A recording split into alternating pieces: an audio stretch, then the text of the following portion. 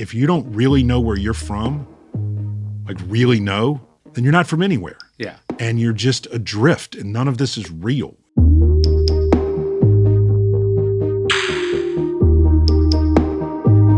It's funny. There's like Churchill was an author. Like people don't think of Churchill and like a good author. one. Yeah, I mean, he made like a fortune as an author. He made his living as an author. Yeah. And he has this thing about how like at some point you have to just like fling it to the public. You have to kill the thing and fling it to the public, like the project. And that's like the hardest part is when you're like, okay, this thing was mine. It was in my control, and now like somebody else gets to give it a thumbs up or thumbs down. But by the way, like if you were going to write about a place as fraught as the Mississippi Delta, and especially, you know, you're going to be a white guy from the Mississippi Delta writing about the Mississippi Delta, you want to do that. You want to say, I'm trying to move the ball an inch. Yeah. You know? Yeah. Like you want and it should be the world's. Like there's actually, like if you could separate your own sort of anxiety about it, it should be. The only way to get a place like this right is for everybody to tell the truth and then put it out in the world. And like one of the great joys I have, and this is in the acknowledgments, and it's sort of like an Easter egg for future researchers, is like they're going to be writing books about this murder for the next 200 years. Yeah. And I love the idea of somebody coming along and mining and like stripping this for parts. Yeah. And fixing the mistakes and pushing the ball forward. And like there's such a community of people writing about this specific murder and about the Mississippi Delta that I read every word of it. And so you do feel like you're just a link in a, you know, like you're just pushing the ball forward a little, and then somebody else is going to pick it up and push it forward. And like slowly, one act of truth telling at a time, we will sort of replace the erasure of the place with memory. No, I feel that way with Stoicism because it's weird when you're writing about something that you didn't invent. Yeah. So you're like it's not your thing. Like the specific phrasing of the words and how you ordered it and what you decided to do, that's all like creatively yours, but you have no ownership of the source material. And so it's kind of this sensitive thing because like, you're doing it for yourself as you do all creative projects, and yet you understand it's like collectively owned. And the idea of like, you know, I mean, I had the thought at multiple times writing this book, am I comfortable with Emmett's cousin Wheeler Parker reading this? Or frankly, I mean, I don't know him at all, but like, would I be comfortable if Chuck D read this? Do you know what I mean? Yeah, you have an obligation. But like really, like am I prepared to stand by this forever? Yeah. And, you know, I mean, I think the answer is yes. Well, I love the book. I want to talk a bunch about it, but I also, you owe me an apology because this is how many notes I now have to go through. Perfect. Like, so when I read, I fold the pages, and then when I read a book that I like, I have a love-hate relationship with it because I know that when I finish, then I have a bunch of work I have to do. Like I have to write all this out by hand. It's going to be exhausting. I know, I do that too. I highlight, and then I have to go back and type. Yes. Yeah. Like I have a whole thing, and it's a little like. Well, what is your thing? How do you like read a book? So if I have a highlighter, I'll highlight. Yeah. If I have a pen, which I like better, I'll underline and make notes. Yeah. And then my notes are off. I go back and read them. Like sometimes, like especially if it's a book where I get mad at the writer. Yeah. I'll just write, "Oh fuck you," in the margins. It should be an argument. Like I feel like. Like I'll circle stuff and just be like, "What?" That's not true. And then what'll end up happening often is you realize that the thing you thought. Very often the book is right and you're wrong. Yeah, but you had an immediate reaction. Like, well, that's not right. Yeah. And then I will type notes out. Yes. And so like I have Do you type up passages from the books? Like, do you like? I like. Yeah, when there's really good writing and your feet like again, it's a chore, but you're getting in an important kind of reps by like playing somebody else's song. It depends. I mean, like for the last 4 years, I have read only a few things that weren't for this book. Yeah. So like, some of that is like it's just the enjoyment. Like I just read this book I loved called that it's just a masterpiece, which is Fenton O'Toole's We Don't Know Ourselves. Oh. It's a history of modern Ireland. And like I wanted to read it for fun. Yeah. And like halfway through it, I'm underlining Yeah. it. Yeah. Yeah. And so it's sort of even when you don't want to do it. Yeah. No, I look. It's funny you mentioned highlighters. Let me see if I think it's early in the book, but so I was like eating with my kids, and I was like, "Give me that fucking crayon." Like we were eating in a restaurant. I was like, "I need that crayon." I love it, dude. I love it. Well, let's get in the weeds, man. No. It's I was thinking about this though because I was writing upstairs, as I love your book, The Cost of These Dreams. I was writing upstairs before you came here about this thing I'm trying to nail for the end of the book I'm finishing now. About like, okay, so you accumulate these like skills, this knowledge. The book's about wisdom, but I was thinking like how many people actually use what they have for good. Like how many of people are really great at something. And I'm not saying that like, oh, you're a great basketball player and that's not good. I'm saying like how many people just become great and then aren't just monsters or assholes. Yeah. You know what I mean? Like how, like I'm trying to, I can't figure out exactly what I want to say, but there's something about the rarity of being like great and good. It's almost impossible. That's when you meet Magic Johnson. Yeah. Or somebody who's like, you're like, how are you a billionaire and a nice guy? Yeah. Because like every billionaire is someone who had $500 million and was like, you know what, this isn't enough. Yes. Yeah. I need to go take more from someone else, or I need to go dominate this industry. Like, yeah, the not enoughness is usually doesn't lead to a great place, even if it leads to success. That's right. So I'm writing about Lincoln a lot in the book, and there was this quote from his secretaries, Nicolay and Hay, one of whom it's crazy. So Lincoln's, and I know you love these things, but so Lincoln's secretary, his legal secretary, who he brings with him to the White House, goes on to be Secretary of State for Theodore Roosevelt, which someone said would be like if Colin Powell had been a secretary in Kennedy's administration. So like, and this is Hay, like the Hay Adams Hotel. John Hay. I don't know if it's the Hay Adams Hotel, but John Hay, A Splendid Little War, that guy. That's him. It's I think it's the Hay Adams Hotel. That's a great bar. Yeah. The Off the Record. It's either on the record or off the record. It should be off the record if it's on. Yeah, it's where all the reporters hang out, right? Yeah. Yeah. But you're just like, so anyways, he has this line because they were obsessed. Lincoln was like their hero, because they're like 20 years old, 25 years old, working for this great man and biggest moment of the country's history. And he had this line, and they wrote the first biography of Lincoln, like the first sort of history of Lincoln, because they had all the papers.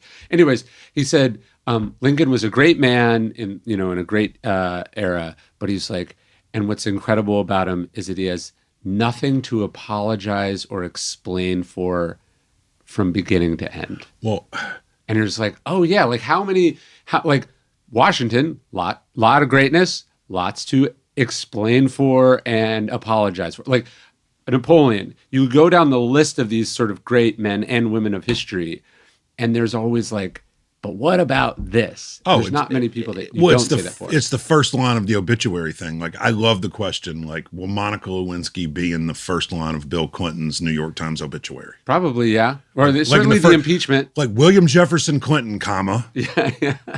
Right. Like who presided over a period of financial prosperity. Yeah. And whose career was troubled by, like, I just wonder, like, that's an interesting game. Is like, what do you have to apologize for? I mean, like and we'll get to it, but like, I mean, the part of the book that I'm most uncomfortable with is like, I have a really tough part in there about somebody in my family. Yes. And like, I didn't want to do it, but like at some point they were inserting themselves into the news cycle. And like, well, you said basically he was a great man who lived a good life, and then there was a decision point, and he made as wrong a decision as you could make. And will never escape the gravitational pull of it. And I mean, like, one of the things that's interesting is I sort of see the guy who owns the barn, who's a really nice guy named Jeff Andrews, who I like a lot. His barbecue grill is like within eyesight of it. Yeah. And I used to just be like, how could he cook hamburgers and drink Miller Lite? Yeah. And then so that was very early after I learned that the barn existed, and I was I started wondering, well, how could he live so close? And then the next question is, well, how far is far enough? Yeah.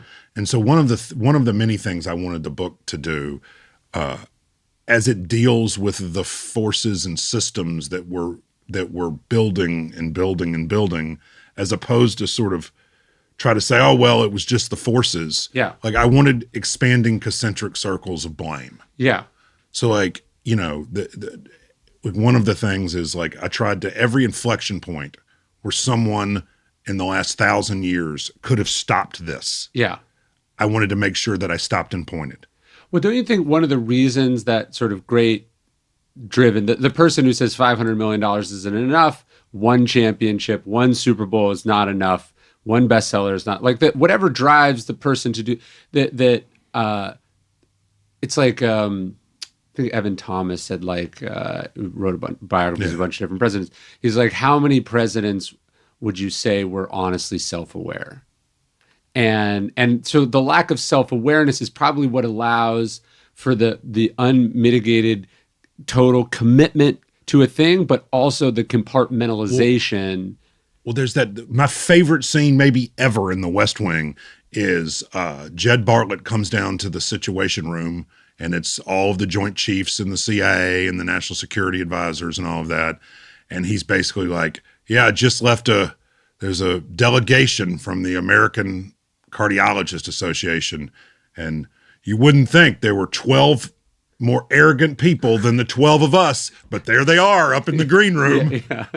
Yeah. And it was just like, it's funny because like, oh, there's a moment where Jed Bartlett realizes that he's also a narcissist. Yeah. Well, you read, that's what's so fascinating. You read these like huge biographies and you realize like, I just spent like a couple days and I understand this person better than they understand themselves. And they spent their whole life in their thing. Like they didn't see that they were so obviously like the rosebud moments that are so obvious to like any third party, the person had zero awareness of. Well, so what's so interesting is, I mean, I know the Mississippi Delta better than I know anywhere else.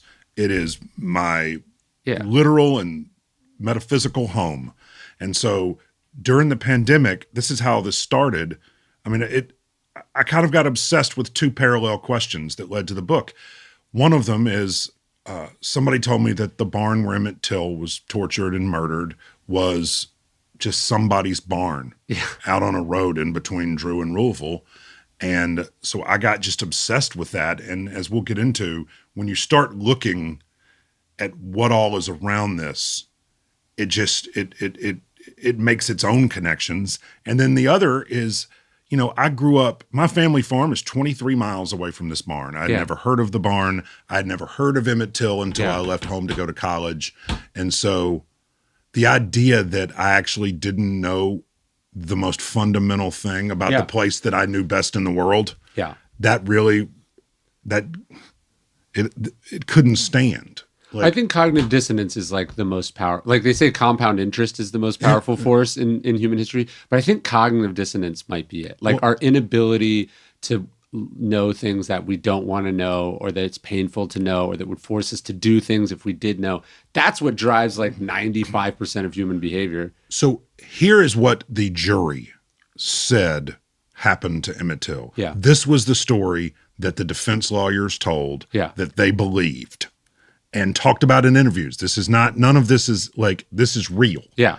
They believed that the NAACP and communist spies went and got a body out of a morgue, threw it in the Tallahatchie River so that people would find it. Right. And that all of the witnesses who reported seeing the murderers, they were all coached by communist agitators. And Mamie Till came down and lied on the witness stand, and when she said that was her son, and that she had been paid off by collecting on a life insurance policy, and that Emmett Till was alive in Detroit. Yeah. And that all of this had been done to make the white citizens of Mississippi look bad. Yeah. That's the story that the jury believed. And did they and believe, I think, is an interesting word there, because it's like it's believe, but it's also let me not think about it so I can continue to believe it. Well, and also like you think that it would be, oh, they were all in on it and they knew they killed him and they just did their duty. Yeah. But you go read it, like the jurors were mocking Mamie Till in their interviews afterwards. Yeah. If she'd have tried a little harder, maybe she'd have squeezed out a tear, is a direct quote. Yeah. And so the question then becomes, did they know they were carrying the water? Yeah.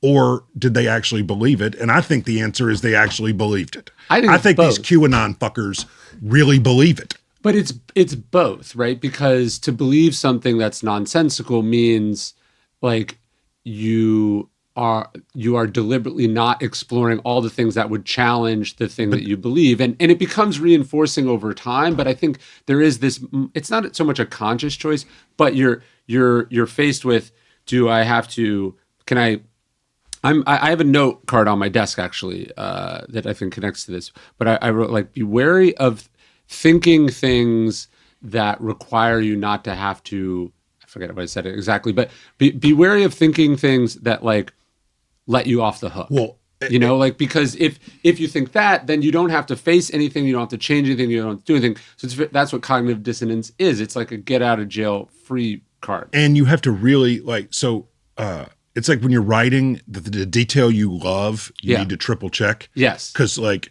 so my researcher and fact checker on this book is a woman named Katie King, and there are a couple of things in there that were so crazy that I started trying to. I was like, man, could this possibly be? Yeah. Like if I like connect, like, so there were a couple of things I sent to her, and I was like, I love this so much. Yes. I need you to like red team the shit out. Like I need you to try argue against it. Argue like. And so like we did that. We had a fact check where I rented a house and we moved into this house for like a week, and all we did was tear it apart because I got to the point where it's page after page of details that are so ominous and menacing and crazy that I started to think almost the opposite of the cognitive. I started to think this can't be true. Yeah, but that's a really important skill that you have to build, and a lot of people not only don't build it, they build the opposite of it because it's sort of hard work. Well, it's also, as opposed to building, I think the natural state of being is cognitive dissonance. Yes. You have to go out of your way to sort of even come up with an intellectual framework to start trying to chip away at it. I mean, this idea that like, I drove from Austin here today. It gets rural pretty quickly. Yeah, I know. That's why I like it. And there are a lot of barns. Yeah. And you read this book. And so, editors say books can either go deep or wide. And I wanted this one to do both. Sure. And I think that like, because it did this thing where I didn't know about this barn. Yeah. And now what it does is, because it's a profile of 36 square miles and one barn, but really it turns into this history, the entire history of the United States of America. Yeah. And so every barn I drive by now, whether in Mississippi or in the car on the way out here today, you start to wonder. What happened? I wonder what happened in that barn I don't know about. And the answer is that there is uncovered menace and blood in the dirt everywhere. Sure. And like knowing that is like the first step to sort of chipping away at your own cognitive dissonance. Well, there's just a lot of it. There's a lot. I mean, the South is, as being someone who's not natively from the South, although my grandparents are. I said, no, you're not from Texas, but Texas wants you anyway. But like, there's just a lot of magical thinking in the South about things that people want to be true or want not to be true. And like I have an old house up the street that was built in the like 1919, so not that old, 1915, I think. And I remember when we bought it, these the people we bought it from told us a story. I was like, what's this little thing? There's like kind of like this barbecue like overhang with like a little hut next to it. And I was like, what is this like closet in the middle of the yard? And he goes, oh, that's an outhouse. And I go, an outhouse? Why does this have an outhouse? I mean, this was built like after indoor plumbing, and it's a very nice house. And he goes, so the man and wife who, funny, crazy story, the guy who bought this house, he builds this dream house with his wife. And then like a year later, he gets hit by a streetcar at the World Fair in Chicago and never like dies, never lives in the house. Like the devil in the White City World's Fair? Yeah. That's great. So I go, what's with the outhouse? And he's like, okay, so the man and wife who lived here, they never had kids. And she would always have her friends over to the house or like book clubs and things. And he just didn't feel comfortable using the house with these women in the house. So he built an outhouse in the backyard that only he would use. And I remember, oh, okay. And other people had told me about this outhouse, and I go, what an interesting story. And then I was talking to someone the other day, and not the other day, my wife and I were talking to someone, and they go, you just described the plot of the movie The Help, you idiot. And I was like, oh, yeah, of course. He didn't build an outhouse in the yard for himself. He built an outhouse in the yard so their black housekeeper would not use their bathroom. That's what this is obviously for. But this nonsensical story that's been repeated now for 3 generations, it's literally written like in the description of the listing when I bought my house. It's just more convenient to make up this nice story than to have to face the virulent racism inherent or the casual racism inherent in this other silly story. You're sort of taught to believe that they're good people and bad people. Yeah. And what I've found, both in my life and especially researching this book, is that that's not really true. They're brave people, and then they're cowards. Yes. And almost everyone is a coward. Yeah. And my mom is unbelievably politically active on Facebook. She's like, one of the only Democrats in Mississippi.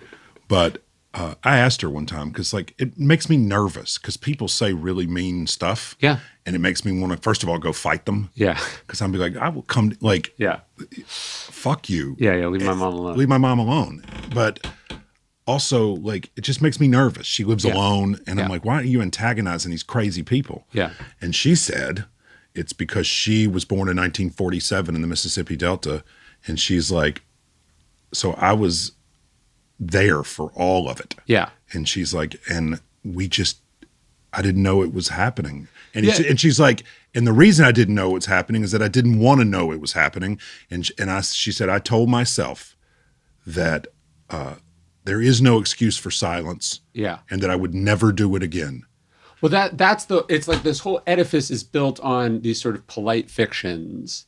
No, that's a great word for it. The polite, that's right. And like, there's obviously the really dark fictions also, and the lies and the misinformation. But there's just these kind of things, and it's just like, don't challenge it, don't say anything about it. It's like you call Tulsa a riot. Yes, exactly. It's not a riot. Yeah. It was murder. And at the time, no one was calling it a riot. It was all over the newspapers. Everyone knew exactly what it was. It's just like in the aftermath of January 6th, different people with different agendas work really hard to describe and explain something a certain way, and they're hoping to win a certain narrative. And people who don't want to have to face certain things will go towards the narrative and that's what I was trying to write in that thing. It's like, what lets me off the hook here? What is intellectually, cognitively, and morally easier? That's where we go. And you talk about, like, one of the things that's interesting is, and I didn't realize this about Emmett Till until I started researching this, which was, so 1954 is Brown v. Board. Yeah. 1955, they had Brown v. Board 2. That was Thurgood Marshall was representing the NAACP. That's the all deliberate speed. They had to go back and basically win it again to enforce it. Yep. And so in 1955, there was a governor's election in the state of Mississippi. And it was, Mississippi's had a lot of rhetorically violent campaigns in its history, but this might be the worst. And like, it was a race for the bottom. Ryan, people were saying crazy shit at these rallies. And like, you go back and read it and you're like, oh my God. Yeah. it's a race for the bottom. I mean, Yeah. the candidates are trying to prove that they are the best ones to uphold segregation. Yeah. And these speeches are just staggering. And so what I didn't realize, and I don't think anyone realizes, is that these politicians give just one violent speech after another for months. The election is, so Emmett Till comes to Mississippi on a Sunday. His first day is a Sunday. The election is the following Tuesday. Yeah. He whistles on Wednesday. And like there's such a direct line between political rhetoric and racial violence or class violence or political violence. And like it could be 1955, it could be August of 1955. We could be talking about January the 6th. Politicians have always just played with hand grenades with the pins pulled. Yeah. And like you start reading what they're doing, and you could just see, well, I was just joking. It was just, like there are people playing. You talked about the narcissism or the lack of self-awareness. They are playing with the most dangerous forces possible, which they themselves are very insulated from. To do what? To win an election, to get rich? Yeah. Like that's what it's just incredible. Like and so, the way in which so much of what's happening in our politics now feels like trying to claw back everything that's happened since 1954. Yeah. And like in that way, the book is both a history and there is a predictive element of it. I mean, we can talk about the structure later, but the reason the last act is tomorrow is that this has happened, and this has happened, this is happening, this will happen. Well, yeah, there are all these, the play fictions are interesting, true, the stories we tell ourselves, because my grandmother grew up in rural Arkansas, in a small town like this, and it was just sort of like, oh, this is this Mayberry wonderful place. And it wasn't until later that I started talking to my family about it. And I go, where did she go to high school? And they were like, oh, she went to Little Rock High School. Because the high school where she wasn't great. And I was, it's like, because I met Ernest Green. I interviewed him. And I was trying to figure out what class he was. So she went before that, right? So she went to like segregated Little Rock High School, a high school that they had to send in the 101st Airborne to integrate. Yeah. And I was like, well, so I was like, was her elementary school segregated also? And they were like, oh, no, it wasn't. And I was like, well, what do you mean it wasn't? And they were like, oh, there were no black people in our town. And I was like, that doesn't sound right. And I was like, and even if it is right, that didn't just happen. That would have been the result of a considerable amount of violence and control to create that scenario. And so there's these kind of like like these things that we say, and what you're obscuring, it's like the iceberg thing. There's the tip of the status quo, and beneath it was real ominous, menacing shit. Well, okay. So, I mean, like, I grew up with maybe the most sort of liberal parents in my little town who just hammered into me that these systems were wrong. And like, I still did not know Emmett Till's name till I left the state to go to college. Yeah. And it never occurred to me, frankly, I mean, for a long time. Yeah.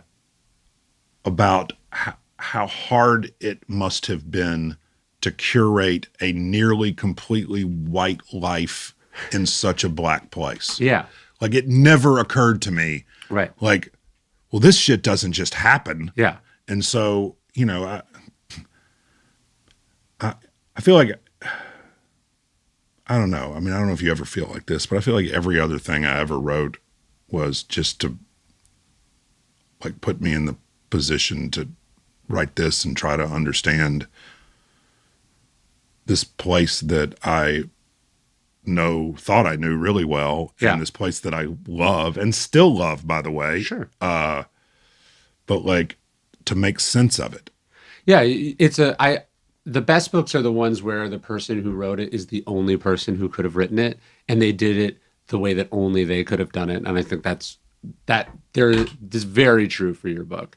And like, I remember a couple years ago, my mother-in-law gave as a kid, like Ruby Bridges wrote a kid's book, and she wrote on the inside about how she like remember she lived in Louisiana when it happened. She lived she lived in Monroe, I think. Anyways, she was like, we're the same age. And I was like, wait, what? You know, and that's when it hit me. It's like, oh yeah, these things, and you talk about this in the book, we think of these historical events as being historical events, which obscures the fact that they happened to real people. And then that also, because it's history, feels like it was a long time ago. And it's like, I mean, what's that that one someone pointed out to me, that Martin Luther King and Anne Frank were born the same year? Dude, it's like the one of the farmers at the center of all this is a guy named Clint Sheridan, because one of the witnesses worked on Clint's farm, and Clint sort of went out of his way to try to protect the witness, and ultimately, even though he had some power, couldn't. Failed. And like some of his family wonder if sort of was shunned because of that. But what's interesting is his son, who passed away recently, whose name was Sidney. Sidney was obsessed with this because all of the early newspaper reports put the murder in the Sheridan barn when really it was the Milam barn. And then they corrected the mistake, but nobody ever sees the correction. So that's been repeated over and over. So Sidney Sheridan would write letters to book publishers asking them to correct it. And I didn't know years into reporting this that Sidney and Emmett were the exact same age. Don't you say the thing that his dad was born during the Civil War and died like after Pearl Harbor? It's fucking nuts. So this is not that ancient history. And like, these are people who saw the Civil War and Pearl Harbor. And like, you know, like I think about my mother's father was born in 1900. You know, he was born before airplanes and lived to see men walk on the moon. And it's bananas. It's totally bananas. Like the dizzying change. I mean, one of the things that we could have a whole side conversation, but like one of the things I think people miss most about Faulkner is that the animating energy to me of Faulkner is that he's writing about the Mississippi Delta, which was a almost uninhabitable hardwood swamp until 1890, 1900. And then a swath of land that would have taken 1,000 years to clear in old Europe was cleared and drained in 20 years and turned from a uninhabitable malarial hardwood swamp into the world's largest cotton plantation. And it happened like that. And so the dizzyingness of civilization, like I love to go read every Faulkner reference to a locomotive. Do you know what I mean? Like it's clear that like the sort of the good and bad of civilization was the tension that was really eating him up. One of the ways to sort of bring that home is you think about someone who's old now, and then you think about like who the old people were when they were young, and you get or like you pick a historical figure and you think about like who was the oldest person that they met, and really you go, oh, okay, so this person is touching. It gets real old real fast. So my grandfather shared the earth for a year with Queen Victoria. And, you know, and here, Gloria Dickerson, who is one of, if not the hero of the story, and her parents were sharecroppers who integrated the Drew, Mississippi public school system. Gloria knew an enslaved ancestor. Like talked to her. Heard stories. Not like read a book. Like talked to her great-grandmother. Who had been born enslaved. Or you tell Nathan Bedford Forrest, who is a psychopath. His son or grandson died in World War II. His grandson was the first general officer killed in combat in World War II. And like not that long ago. No. And you know, you start realizing like none of it is ancient history, and the line, like when you follow, one of the things the book does is it tracks the families of everybody who ended up in that barn on that night, Yeah. how they got there. Yeah. And it's a lot closer than you think. Yes. I mean, one of the many new revelations in there is that the deep connections between the jurors and the killers. Yeah. Because they were all part of this same weird little tribe, almost living in a mountain holler. And like a lot of these people are still alive, man. I mean, Jimmy Carter's still alive. Jimmy Carter grew up without electricity. Like Yeah. Jimmy Carter remembers when they got electricity. Yeah, I know. And like, I remember when they came and installed cable because I could get MTV. Yeah. Yeah. No, it's just like, I mean, I think about that all the time. I mean, one of the really incredible things in this book was there were these two old men who lived on the Drew to Louisville Road, one white and one black, who had grown up there. And I had both of them drive me down I'll do a real quick geography lesson. So the barn is set in, land is divided into a grid, and the invention of that grid and how land is priced is sort of the animating act that created the United States of America. And the fight over the smallest and largest purchase size and the price was an existential fight between Alexander Hamilton and Thomas Jefferson over how many acres someone could buy and what it would cost, and would that benefit sort of capital heavy land speculators or small yeoman farmers. I mean, that's a gross oversimplification. Yeah. But so the land grid was created to be able to take the wilderness and turn it into a commodity. Yeah. And so Township 22 North, Range 4 West, measured from the Choctaw Meridian, is the 36 square miles of land around the barn where Emmett Till was killed. And so in that square, you have a Native American city where Harvard has been doing archaeology since 1941. You have land owned by one of, if not the central architect of the Mississippi Jim Crow laws, which became America's Jim Crow laws. Yeah.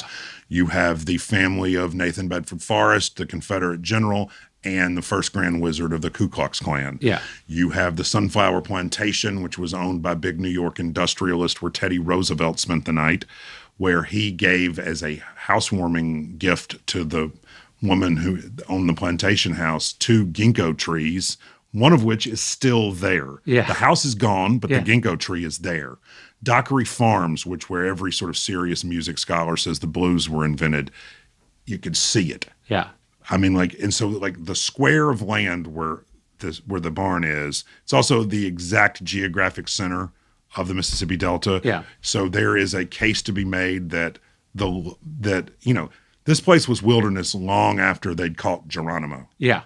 And so like there's a world in which if Manifest Destiny is the sort of civic religion of the United States of America that drives a lot of the cognitive dissonance you were talking about.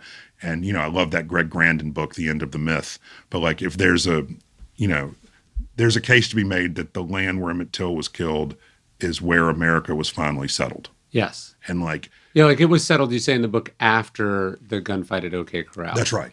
Yeah. That's Like, insane. And so like you start to realize, Which itself, by the way, was not, I think people think cowboys and Indians, they think early 1800s.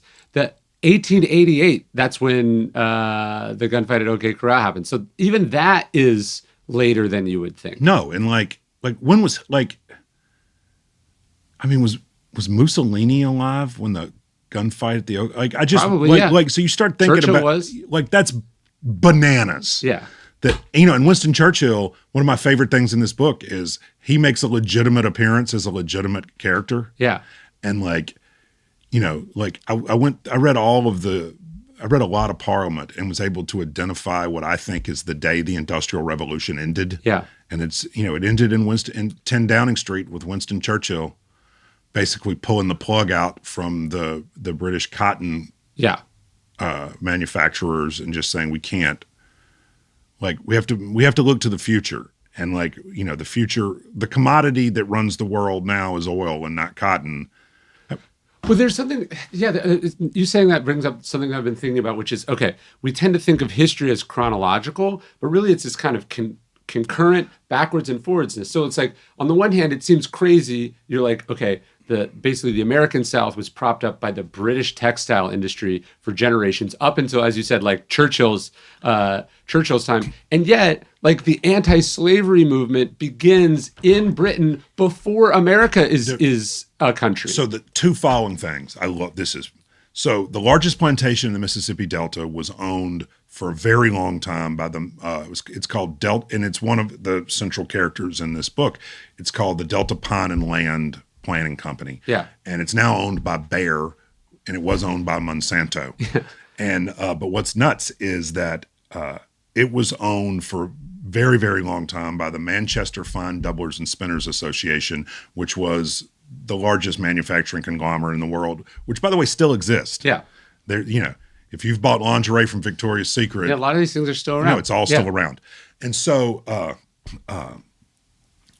the plantation where this happened it was owned by a British manufacturing conglomerate. The president of the plantation was the main person in the Roosevelt administration for cotton policy. Okay. Which means that the person directing the United States government's cotton policy in the 1930s was an employee of a Manchester-based manufacturing company. Yeah. And so you have this idea that like Manchester, so you had Irish workers in Manchester who are living in these cholera slums. Yeah. You go read these stories about Angels Meadow. Yeah. It's as bad as it. I mean, Sure.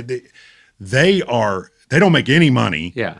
The reason there's such a thing as Sunday school is these kids were 12 years old being forced to work in factories, orphans. Yeah. And somebody was like, they got to go to school one day a week. That's what Sunday school is. It started in Manchester during the Industrial Revolution. And they are donating money to send to the newly freed, former enslaved people. Yeah. While the factory owners are flying Confederate flags from on top of the factory. Yeah. Like it's, you know, race in America has always been tied to global class struggles and capitalism in a way that I didn't fully realize.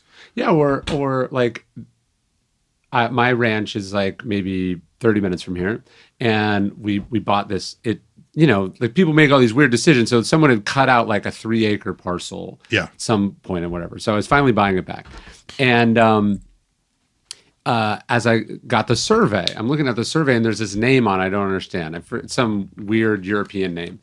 And I can't figure out what it is. And I assume it's, this is supposed to be the person who owned the land before, whatever. Finally, I Google the name and I realize I'm looking around. It's like all over all these. And I realize, this is the name of the person who got the land grant from Mexico. That's right. And you're like, that name is still affecting my life today, all these years later. Let me tell you, I got into the land records here. Yeah, I know. And pulled so the first land patent granted by the United States government for land in Township 22 North, Range 4 West, was Section 8, given to a guy named John Clark, who founded the town where I grew up, whose house was next door to me. Yeah.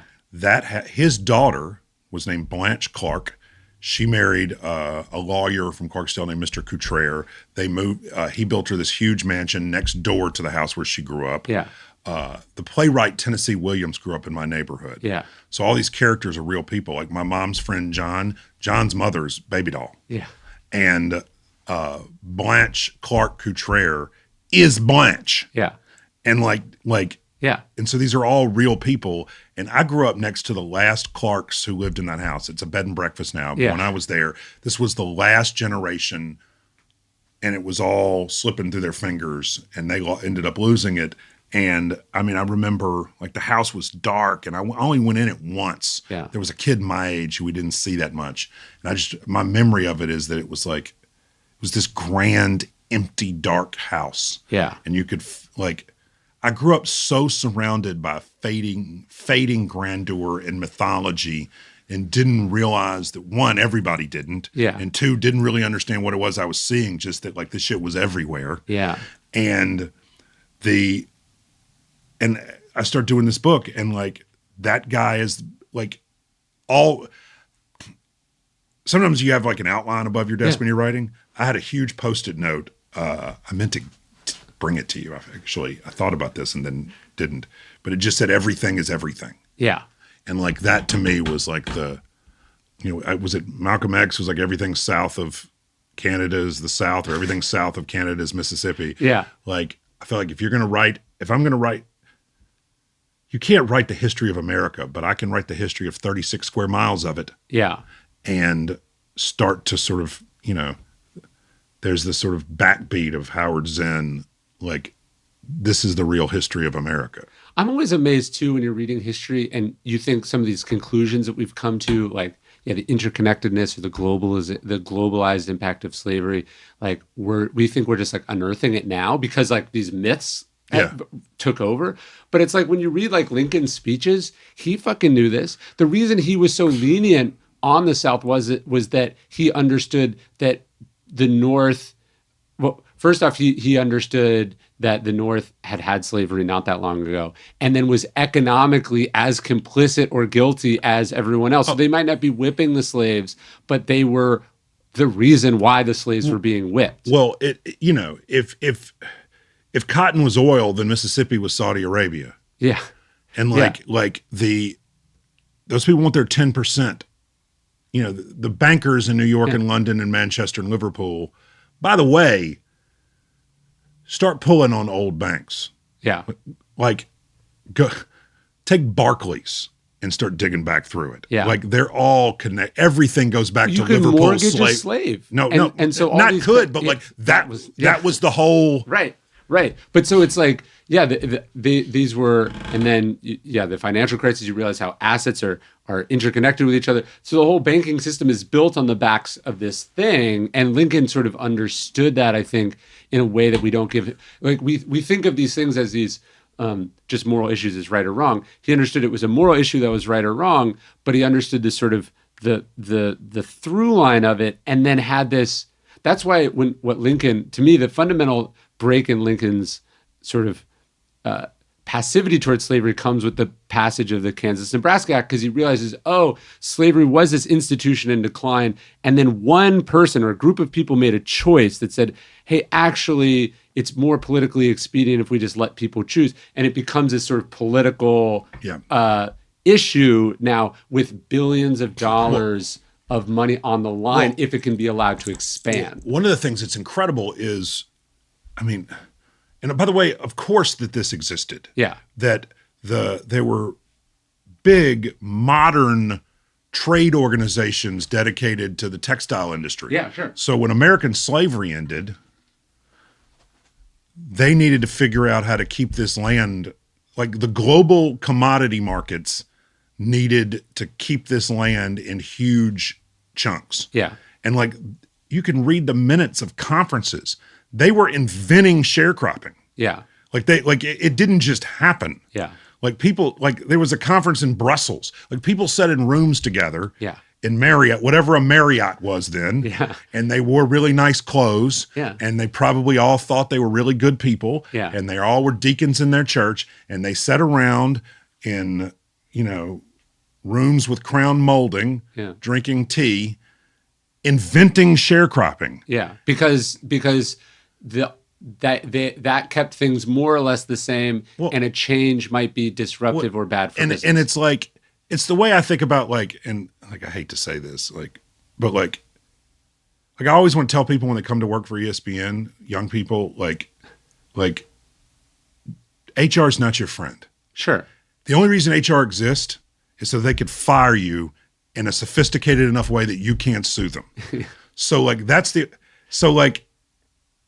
Or somebody who works in healthcare, like I just had to fight Cigna on something, scumbags. And the people who work there have made a moral choice. Yeah. But if you ask them, they'd be like, well, I'm just a good German. Yeah. Or whatever. That's a terrible analogy to compare Cigna to the Nazis. No, you accept the logic and the incentives of an industry. Yeah, you just think, well, this is just how it is. Yeah. And but somebody made it that way. But shareholder value is a relatively modern construct. Yes. And all it does is excuse people from having any sort of moral code. You don't ever have to make a decision because it's been made for you. Yes. And enslavement, sharecropping, all of it is shareholder value. It's the Manchester Fine Doublers and Spinners Association vertically integrating their supply chain in 1915. And we need it this way. Yeah. And we don't care who. We don't care. Yeah. We don't care who gets hurt. Money's only ethic is to reproduce itself. Yeah.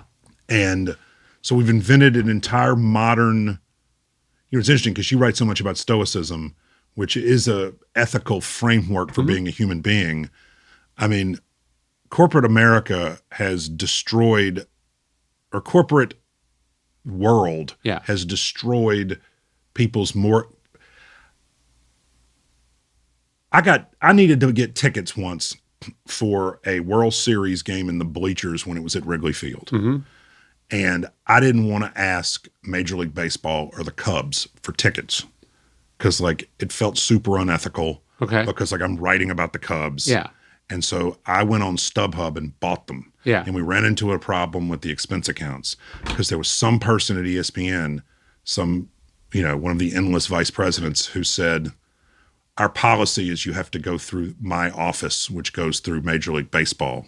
And I'm like, but that's unethical. And he's like, well, it's not unethical because it's company policy. Yeah, right. And so that's what, that happens over and over and over. Yeah, company policy, which only exists to maximize shareholder value, is the new ethical code. Yeah.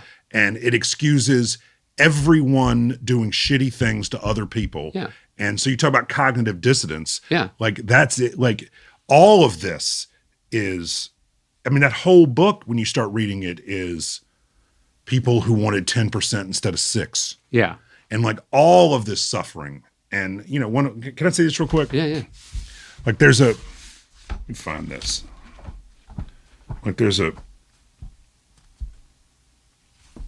So this blows my mind. Because, the Mississippi Delta cotton boom was really 20 years. We did all of this for 20 years. Yeah, and then the consequences and the legacy of those decisions last for 100 plus years.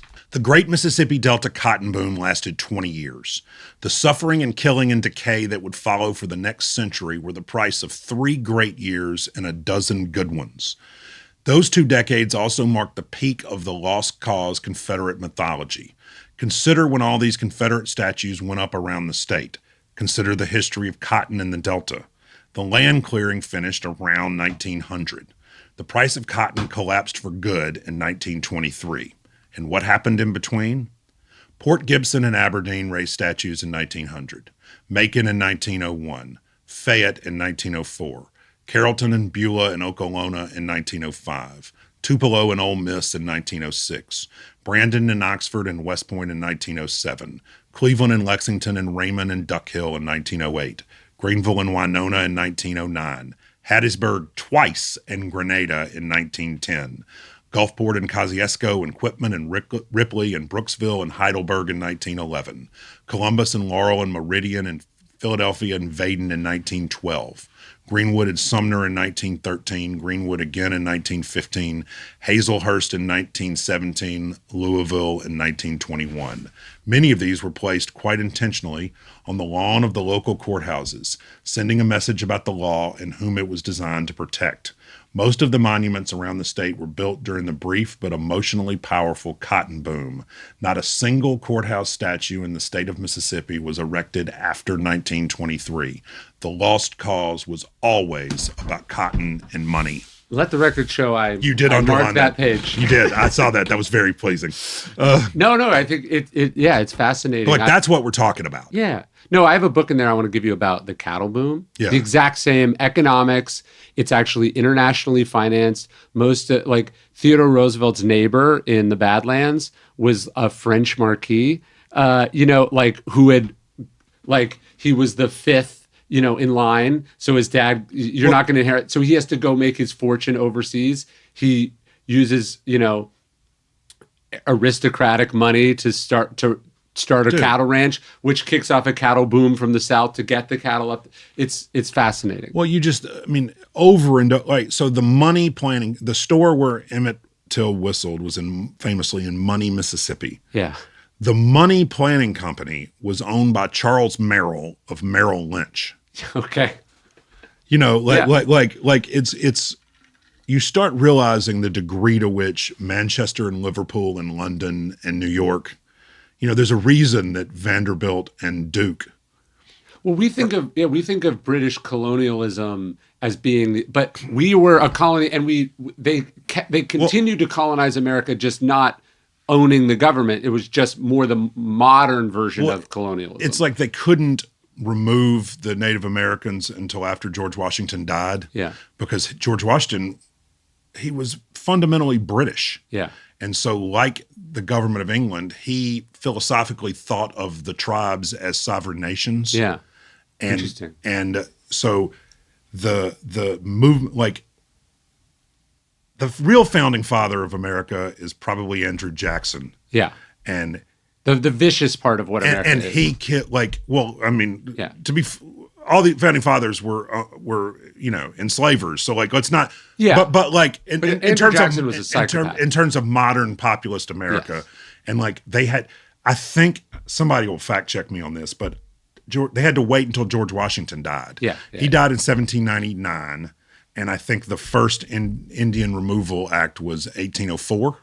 Like they couldn't do it until those guys were gone. Yeah. But the minute they were gone, Yeah. It's interesting. I sort of feel like the real complexity and moral ambiguity and deep discomfort with their own choices of the founding fathers, we should have more of them, not less. And I sort of feel like the purge of Jefferson and Madison and Washington, like we're missing a really golden opportunity to fight the cognitive dissonance. Yes. I mean, if anything, this book is it's about the existential American battle between memory and erasure, and like. It's a fascinating psychological thing, right? Because most of the early founders were conflicted about slavery and articulated often privately all the problems with it, and got less and like people have gotten and got less and less so. But by 1820s, 1830s, slavery not only goes from this noxious thing we inherited from the British to a positive good, and that's the definition of cognitive dissonance. In 1850, it really gets and so you think about, and it's all tied to the global cotton markets. Yeah, like the price of cotton, I checked it this morning. It's 67 cents a pound. It's below production. Like the degree to which the speculation in land and cotton markets is driving. When you read narratives written by enslaved people, the way they talk about how aware they were of the Liverpool price of cotton, because how directly related that was to violence. Yeah. When the price got too low, the violence went up. But when the price got too high, it went up too. Because they had too much money and too much time. And it's just like, our farm manager was telling me one time that he was complaining, and it occurred. I never thought about this in the context of this until he said it. I wrote about it in the book. But talking about how can't control the weather. Yeah. Can't control the price of the seed or the chemicals. You can't control the price of the equipment. Yeah. And then you don't set your own prices. Right. So you're getting squeezed both ways. The only input, the only X in the equation of a farm budget that a farmer has ever had any control over is the price of labor. Yes. And like when he said that to me, I was just like, well, that struck me because I worked at American Apparel, and Dove started in South Carolina knitting, with a knitting place, because they used to make all the clothes in the American South too. When they stopped shipping overseas, there's a big garment industry in the sort of upper South. It was the mills. Yeah, and what he was saying, he was like, look, the problem with fashion has always been like that people decided that because of the competition for price at the store was always suppressing prices. The only way you could make money was by charging, was by paying the people who make the clothes less and less and less. So that was all the exploitation in the South, and then that's what sets off the sweatshop boom all over the U.S. And he was like, if I can just be a better brander and make a product that I can charge more money for. I don't have to fuck people over. And just like the idea that no one had thought of that was so fascinating to me, because like what's fascinating is like fashion is expensive. Like clothes are like the Gap pays this not very much for its labor, but it uses it's so inefficient everywhere else that it still has to suppress labor. So yeah, the incentive to try to squeeze more money from the human beings making your shit is responsible for all this evil, instead of just deciding to be more creative or make a product that's worth more money where you can have good margins. Well, it's like somebody explain to me why the shareholders of Walmart don't have to pay back the United States government for all of the money, for all of the, their employees are on food stamps. Yeah. So like as a taxpayer, yeah, I want to be made whole before before a shareholder gets a penny. Yeah. And you talk about cognitive dissonance. Nobody is weaker than the people at the bottom of a commodity chain. Yeah. And because of their localized power, no one is less self-aware about their weakness. Yeah. So like, one of the crazy things about this is, one, when you just realize that everybody talks about, the South had great generals. Not really. Yeah. Like the South had a bunch of 3-star generals who wanted the fancy uniforms. Yeah.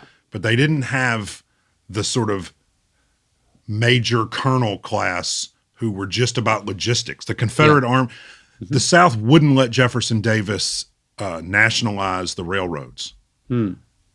And they were so fighting about their own shit that they wouldn't let the president. So the Confederate Army couldn't get 8 pounds of hay a day to its horses. Yeah. The very first thing Lincoln did Yeah. was nationalize the railroads, and all those West Point number crunchers. I mean, they had those trains rolling up. Yeah. So so there was a whole cosplay. There was a reenactment cosplay thing happening in real time. Yeah. And then the other thing is that they started this war, and then like arrogant idiots, they decided we're going to show Europe, we're going to withhold our cotton crop. Yeah. And the thing they didn't realize is I know this, and like the most important thing in the price of cotton is what's called the carryover. Yeah. How many bales from the year before, the year before that, how many bales are still in the system that have not been turned into clothes? Yeah. And the 1860 and 1861 carryover was so great that the world textile industry didn't really need any cotton for 2 years. Yeah. And that war, what's so infuriating about all these statues and all these people who talk about, like, no, they led the people down the garden path. They killed these people. Yeah. You know what it was? These were all like Lindsey Grahams. Yeah. They were politicians who just liked to say crazy shit and never actually had to do anything. And then they're the dog that caught the car. Yeah. And they were just totally. They didn't want to. They just wanted to give crazy speeches and be populist assholes. Yeah. And then all of a sudden, they talked so much shit that they actually had to go do it. Well, they realized that the people a couple levels below them actually believed what they were saying. And then they began to believe. It started out, I mean, it's the cycle. It's cynical politicians saying stuff they know isn't true. Yeah. And then it's believed by huge swaths of the population. And from those swaths, new politicians arise to replace these guys. So as opposed to cynical people, you now have true believers, and that's the. Well, and then events start to happen, and the cynical ones realize, okay, we can't actually go off this ledge, so let me go try to negotiate with my people, and they can't. You can't. And they realize, oh, they really believe it, and they're not based in reality, and they're not aware of what they're about to do. So the South started a war.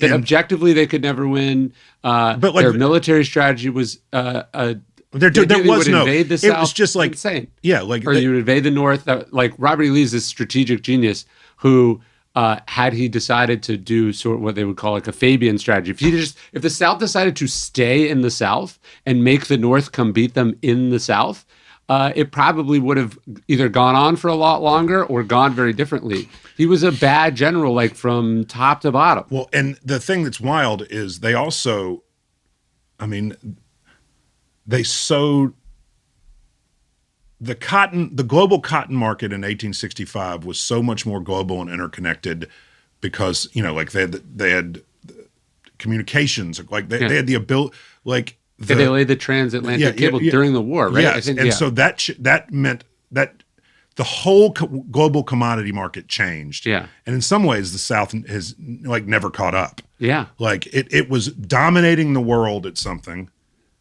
and lit that thing on fire, basically. Lit it on fire.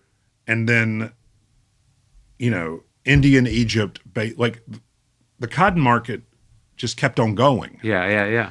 And like, the degree to which there's a book you should read if you haven't called Empire of Cotton by a Harvard professor named Sven Beckert. I marked it at the back. I read it twice. Yeah. Like this is not an exaggeration. I marked the first one up so much that I ruined it and I had to get another one. Yeah. And and he's doing a book now. We have the same editor. He's doing a book now, History of Capitalism. That isn't out, that I've never read, but my editor every now and then sends me these text messages where he's just like, this thing's unbelievable. And so that's going to be, but like Eric Larson's book on Fort Sumter that he just put out is incredible because you basically realize, he sort of presents the South as this sort of generation of snowflakes who'd created this kind of information bubble where like things that were objectively not true, they believed to be true. And that's sort of, you can feel it just escalating and eventually culminating in them starting a war that they then told themselves was an invasion of themselves. Do you know what I mean? Like, so like the South starts the Civil War and then it tells itself it's the underdog who is the victim of the thing. And still all that happened was Lincoln won an election. And still mythologizes the military leaders. And you go talk to West Point people and like, I had a long conversation with a West Point historian who's a general. Oh, Ty? No, different. I'm not naming him on purpose because I don't want to drag him into the following thing. Yeah. But he was just like, and he's really into the railroads. Like what I was talking. And he just was like, they just were not prepared. To do the real work of fighting a war, like of making sure that 8 pounds of hay. And that bullets. Well, because the people running the Southern government didn't actually give a shit about anyone. They only cared about their own plantations and the vast majority of the people in the army don't own slaves. So you have this, what the South was this oligarchy that had grabbed control of the whole United States and then as a surprise loses an election. Like the South controls you think about what the 3/5 compromise is. Yeah. It's a way to rig the representative government against itself. So if you get to count slaves as people, as 3/5 you determine how many representatives you get in Congress, but you don't have to allow them to vote. You've now weighted the system in your favor, and you've rigged the system. So the South has rigged the system. Most of the presidents are Southern. Most of the presidents have owned slaves. They control the Senate. They control the House, more or less. They control the Supreme Court. So they've rigged the whole system. And then what happens is, as a surprise to them, because they split the ticket in the election of 1860, Lincoln's surprise wins. And basically the South... But then it's just, they just take their ball and go home. But they realize, oh shit, this whole system, nobody wants the slave power, nobody wants what we want. And they felt threatened for real for the first time. That it's like with that expression now, like when you're used to privilege, equality sounds like oppression. Yeah. But basically they were like, oh shit, we're going to be in a representative democracy.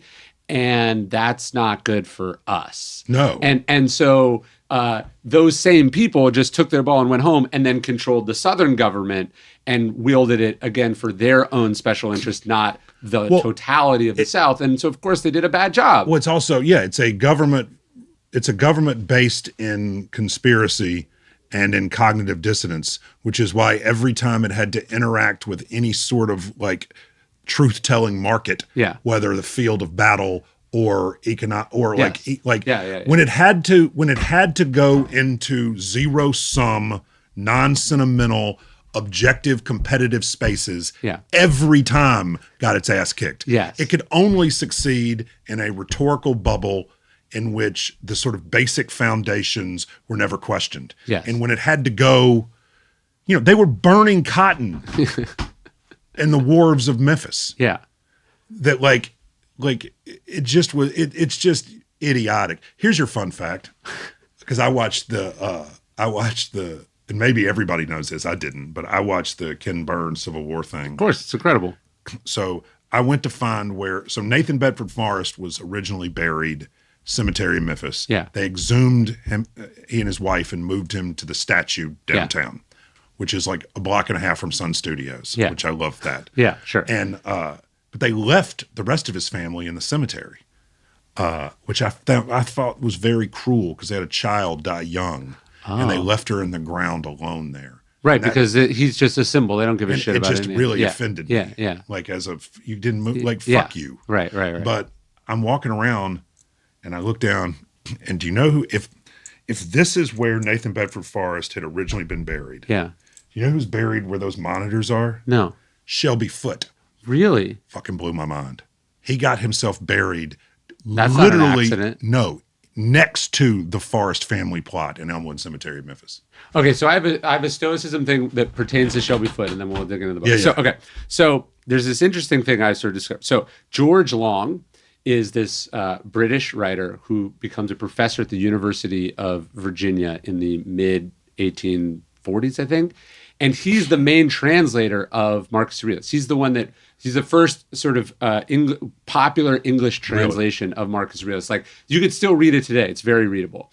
So he comes to America from Britain, but he just gets caught up in kind of lost cause mythology. I think he's later like buried with a slave or a servant back in England.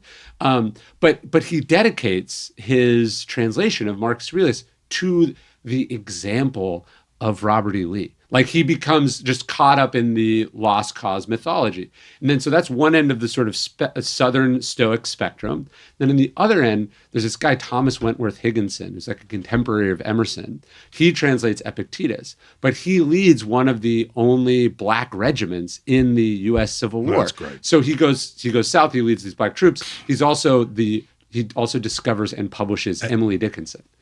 He's like a crazy good guy. And by the way, a unit of black Union soldiers in Yazoo City, Mississippi, kicked the shit out of Nathan Bedford Forrest cavalry. Yeah, it may have been him. I forget where he. I'll have to check, but his vaunted cavalry went head to head with a black unit in Yazoo City and just got smoked. So you have this sort of spectrum, and then right in the middle, I feel like you have the Percy family, who's obsessed with the Stoics. That it's this multi-generations of it. I was so what's today? Today's Friday. On Saturday night, it was me and a group of people, and we were at my favorite restaurant, Doe's Eat Place in Greenville, Mississippi. And the entire Percy family came in and had dinner sitting down next to us. Oh, that's amazing. They're still there. No, so they're all still there. And like Roy Percy's a federal judge. And there's a big passage from Marcus Aurelius in The Moviegoer that the aunt recites. And the aunt is modeled on William Alexander Percy, who introduces Walker to Stoic philosophy. That's right. And so, I was just like, there's this weird kind of Southern breed of Stoicism that's more lowercase Stoicism than uppercase Stoicism. But I find the Percy family so fascinating because you have these intellectual, decent, good people, and then at the same time, like you talk about in the book, also pretty complicit with the status quo and the system. Well, like Senator Percy, his son, who wrote Lanterns on the Levee, was amazing book. I love that book. Was trying to get people out after. So the 1927 flood, the levee broke at the Delta Pine and Land Plantation, and so the senator's son had found boats, and they were going to get everybody out. Yeah, but his father was like, "We can't have. We're gonna need labor to like try to salvage a crop. Yeah, can't get rid of our valuable asset." And so they wouldn't. So the Senator Percy canceled the boats. Yeah, and like wouldn't. That's why they had like labor camps on high ground, holding people in place. Yeah, because they thought if they leave, they'll never come back. Which, by the way, they were right. Yeah, because it would have started the Great Migration earlier. Wait, it already started. So that was 27. 23 is when Mamie Till's family left Mississippi. Like it had already started. Yeah. And so like but the Percy family, they were the enemies of the Klan. Yeah. Like, they were the foils for Vardaman and Bilbo and those crazy Mississippi. Yeah. So like it is interesting because it's if you're in the South, they're two very different kinds of racism. Yeah. And both are terrible and both affect people's lives in really dramatic ways. There is and it's just class based. Yeah. And there's the super virulent then there's Klan, like genteel racism. and then there's the paternalism of we know better. Yeah. And so The Percys are that. yes. Yes. And it's interesting. I went out to see the Dead and Company at the Sphere and got on the airplane, and there was and I know them really well. There were two Percys flying out to go see the Dead. Yeah. Like it I love them. We could do a whole one of these on the moviegoer. Oh, it's my favorite I novel. love the moviegoer. And like there's a world in which if you ever go read Richard Ford right after reading the moviegoer. Yeah. It's so clear. The sports writer? Yeah, like it's so clear the influence. Yeah. I just saw a copy. There's the corrections somewhere. Yeah. There is no corrections without the moviegoer. Yeah. No, it's such a brilliant novel. And then, the sort of stoicism kind of, he's almost presenting the stoicism as the antiquated thing that he's kind of getting away from, but it is a fascinating book with a lot of stoicism in it. And my favorite Walker Percy novel is Lancelot. I've never read that. Oh, dude, it's so good. I used an epigraph from Lancelot in as the opening for my book Conspiracy. My mom knew him. Really? Yeah. My mom and his daughter both had their debutante debut on the same day. Really? Walker Percy's daughter? Yeah. The one who was deaf? I don't know. Oh, interesting. But yeah, he's so fascinating to me. He owned a bookstore. She owned a bookstore that he would write in. Oh, that's and I cool. only found that out later. The theater is still in New Orleans, the Britannia. Yeah. I've seen a bunch of movies. Yeah, there. I do that too. The certification thing. That's right. Which is like, ironically, a certification. When you're like, I've been there. That's right. What we just did is certification. No, I love that novel so much. Lancelot's my favorite because there's not very many good novels in the second person, and Lancelot's in the second person. They're like that whole era. I mean, it's like, there's a lot of sort of agrarians. Yeah. When I'm sort of talking about how one of the threads is how Nathan Bedford Forrest exists in the Southern imagination. Yeah. And how it's always changing and being, dude, the lawyer for the Forrest family, he and I were driving in Nashville and he was taking me out to the house and he said they'd reburied Nathan Bedford Forrest. Yeah. In a private ceremony. And we're driving and I don't know why I just looked at him and I'm like, did you bury him in uniform? Yeah. There was a long pause, and he looked and he goes, yes. And I was like, so somebody was touching the body and dressing bones. That's crazy. And I said, what? I'm like, where did you get it? Yeah. He smiled, and there is a there's a Civil War reenactment uniform tailor in Corinth, Mississippi, wow, that makes super high-end bespoke uniforms. And it's just like, that wasn't a replica. Yeah. That was a real Confederate uniform. For a real Confederate. Yes. Yeah. And like, it just blows my mind. And it's still there? That like they made these tailors. Yeah. I mean, it's the, art imitating life. It's like, the thing we talked about, like the political cycle of cynics to true believers. Yeah. Like there is a tailor in Corinth, Mississippi, who has made a real Confederate uniform. Yeah. Like it's just like. Yeah. The weird thing, I remember watching the Ken Burns Civil War documentary and Shelby Foote comes off as awesome and he's fascinating. That's why I was so bummed out. Yeah. But you realize, there's something a little darker about your fascination with Nathan Bedford Forrest. And then I went and read about Forrest and you go, first off, he wasn't that good of a general. He was a literal psychopath. Not just like, even the people during the war on both sides were like, this dude's fucking nuts. Yeah. And so there's something, it sullies the Shelby Foote legend a little bit. Well, the other thing, and like, Robert E. Lee, Gettysburg was a terrible idea, but like he understood the danger of the lost cause mythology and Yeah. of his own potential symbolism. Like he didn't want any of these statues. Like Yeah.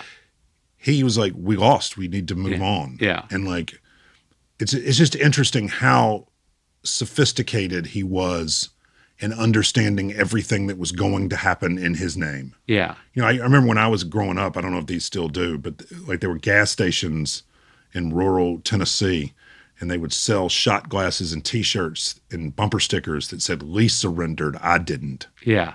Like they were everywhere. Yeah. And they were like Hank Williams Jr. flags that had like all sorts of Confederate shit on it and like Confederate flags that had the big Bocephus logo. Yeah. And like, anyway, I just remember that so clearly. And like, when Lee wrote about that and seemed really aware of what was coming and the danger of it. Yeah, I think one of the things that struck me early in your book was as they're murdering Emmett Till, there's just that conversation. Someone walks by and goes, I think they're murdering someone up the hall or up the road. Yeah. And just the casualness with which violence was just a part of daily life and accepted as part of this. Like, I think people think of segregation as they're like, you have to drink at this water fountain, you have to drink at this water fountain, you go to this school and I go to this school, which it was. But how do you get people to accept something so unnatural and weird? It is with the constant and perpetual threat and follow through of terrifying violence. Well, I mean, one of the defense lawyers said on the record that wealthy white people need to convince poor white people to be angry and violent.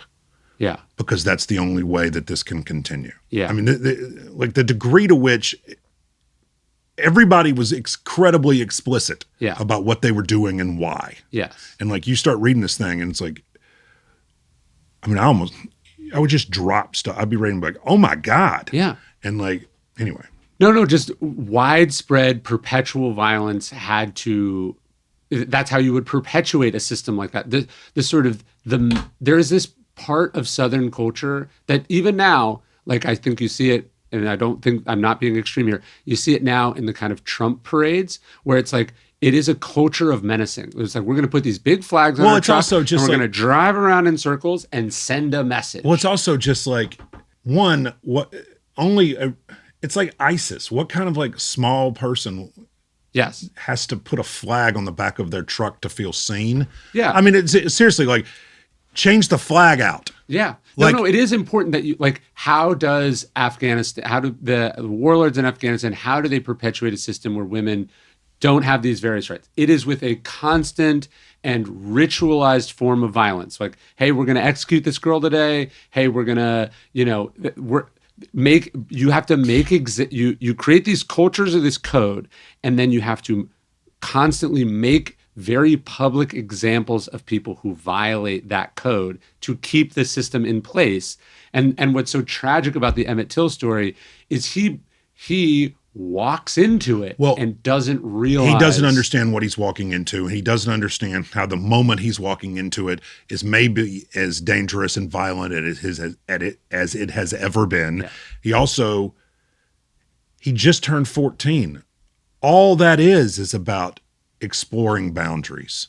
Yeah. And trying to get in trouble, mess around. And also like he was overweight and he had a stutter. Yeah. And you can just see the only thing he had to make him cool was Chicago. Yeah. And you can just see it.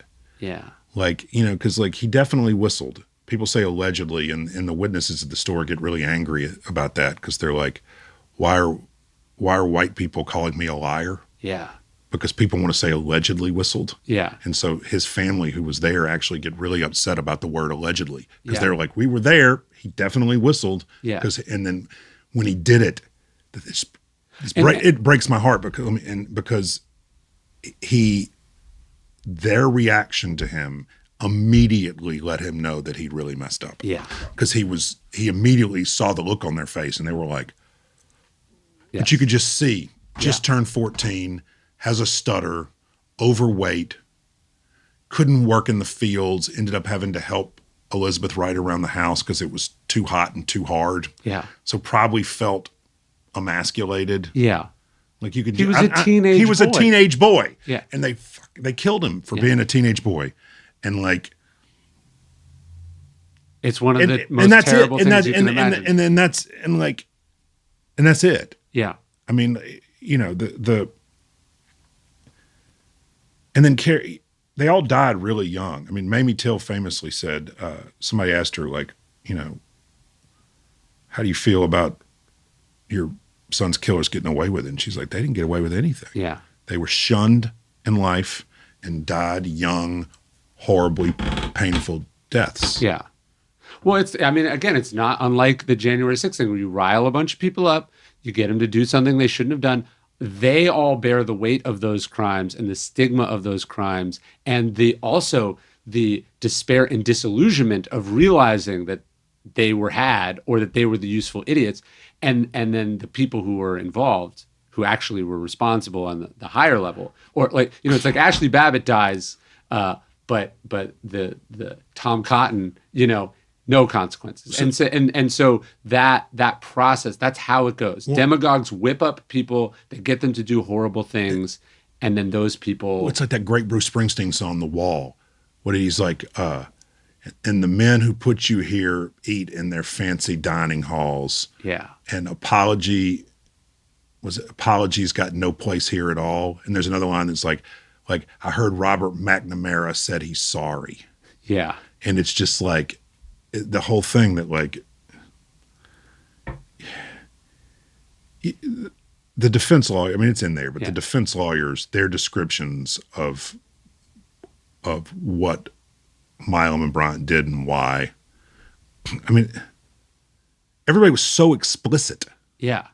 Like they're just openly talking about what's going on. I mean, I just was stunned. The letters, I just sat in these libraries over the course of 3 or 4 years and just read these letters with my jaw hanging open. Well, that's what's interesting about like allegedly whistled, right? The debate over allegedly whistled, what everyone is agreeing on then is that if he had whistled, that's right. That's a capital crime, which is insane. That makes no sense to anyone but a group of people whose brains have been broken for generations.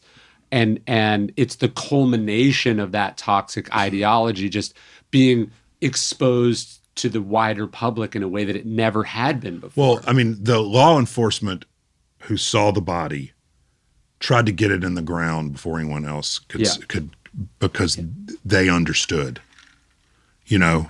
And I mean, Mamie Till might be one of the bravest people who ever lived, because like, you know, there's that famous picture of Emmett on his bicycle. And, you know, she kept that bike. You know, wow. like one of the things, I got to be really close to Wheeler Parker's, Emmett's cousin and best friend was rode the train with him south to Mississippi. He was in the house when he was kidnapped. He's the last living witness. And it was really stunning to me. This is a murder that happened to a country and sparked a movement, inspired Rosa Parks, but it's also a murder that happened and is still happening to a family. Yeah. It happened to a person. Yes. Like the victim. And he was a human being. But there probably, when I started this, there were probably 12 people left alive who actually knew him. Yeah. I bet that number's 8 now. I mean, I'm making that up. 7. I mean, that people, and like, you get the sense that like when the last of those people is gone, then only the symbol is left. I mean, what struck me, I think the line that hit me the most about it, and I'd read a lot about it before, was that they went in to get him in the house and they told him to put on his shoes. And he takes a minute to put on his shoes. And I was just like, my son who's 8, he can't do anything quickly. He can't get out of the car quickly. No. He can't put his shoes on quickly. He can't put his plate in the dishwasher quickly. It's just and it was like, this is a kid who can't do a thing. And in this case, he is pissing himself with fear because he must know that something terrible is about to happen. And can't yet imagine the sort of register of it. Yeah. I mean, just like Right, because it's incomprehensible how insane insane what's about to happen actually is. And the Bible is so clear about the importance of spiritual and physical neighbors. Yes. And Elizabeth Wright, he's kidnapped from their home. She runs next door and has to use a telephone. Yeah. And the White family, out of fear, we don't want to get involved, wouldn't let her use the telephone. Yeah.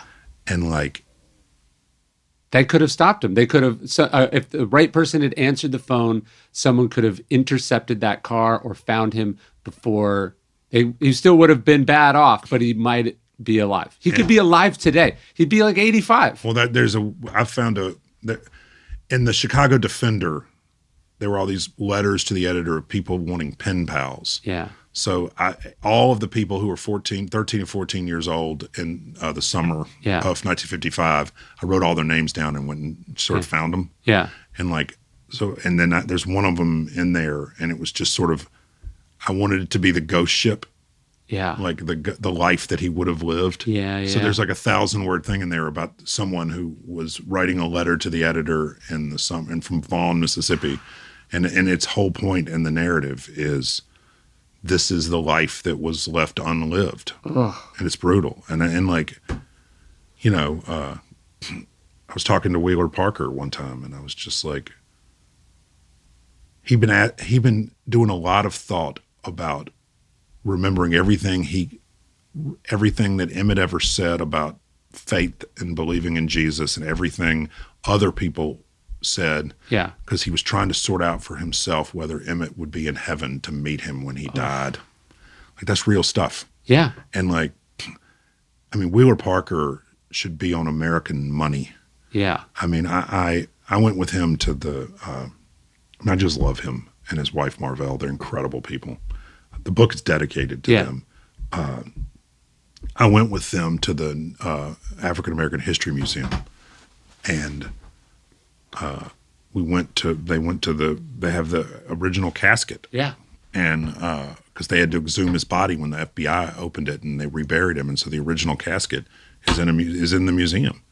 And boy, he got out of that room, Ryan. He was just making noises. Yeah. And like, but it's interesting. We walked out of that museum. We were like halfway up before he really spoke again. And when he did, he was just like, we can't let people forget. Yeah. And, you know, I think I said this earlier, but like, if the book has an animating conflict, it is memory versus erasure. Yeah. And like, you know, it's you learn about one barn to learn about all the barns. You learn about one act of violence to learn about all the acts of violence. You write about 136 square mile block of land to write about all of them. And like, it really starts to pile on itself. Yeah, it's the idea of history. Well, first off, history is political. We're always fighting over what we want to remember or what we don't want to talk about. And so it's interesting. Well, that's what people say. Well, history will judge. No, it won't. Yeah. Right. Because but the idea that history is supposed to be pleasant is that people want this version of American history that shows what's amazing about America. And it's like, I'm not sure that's what we need to be learning about. You want to be focusing on the horrendous stuff so you don't fucking do it again. And also, like, that's so insecure. Like, I'm very, I still tear up a little when the national anthem is played before a sporting event. I mean, I just grew up like with a deep inherited love and respect for America. Look at it. It's awesome. You could see it. And so history is something other than celebration. And like, yes. And that like, I mean, America is still trying to do something that no other country in the world has ever even tried to do. Yeah. And like, the whole point should be, our whole history should be it should be two things. It should be, what is the ideal of the experiment? Yeah. And what is every example where we have fallen short of it? Yes. And like, the fact that people think that is somehow, the fact that their love for America isn't strong enough to handle that conversation. Yeah. Their lack of patriotism, their lack of love of America, their lack of understanding of what America is and what it is trying to do that is different. Just because you don't get your country and you don't actually love it, I don't know why you would try to like ruin it. Well, here's the thing: when you look at these dark, so you peel back the onion on this, right? There's good people and bad people, right? And you said there's brave people and coward. Yeah. Well, so when you explore something dark and twisted, you're also seeing the courageous people. Like I have you read Halberstam's book on the children called The Children? Yes. Incredible. But the character that jumped out to me most in that book was not all the monstrous white people. It was Floyd Mann. Well, there's and who's the sheriff in this book that tries to do a good job? George Smith is like trying to do the right thing. Yes. Clint Sheridan is trying to do the right thing. I mean, over and over you see it makes the people who are willing to do anything against the status quo. Yeah. It makes you realize how brave they were and how strong their moral core was. Because even if you didn't agree with what they were doing, they were like putting it on the line.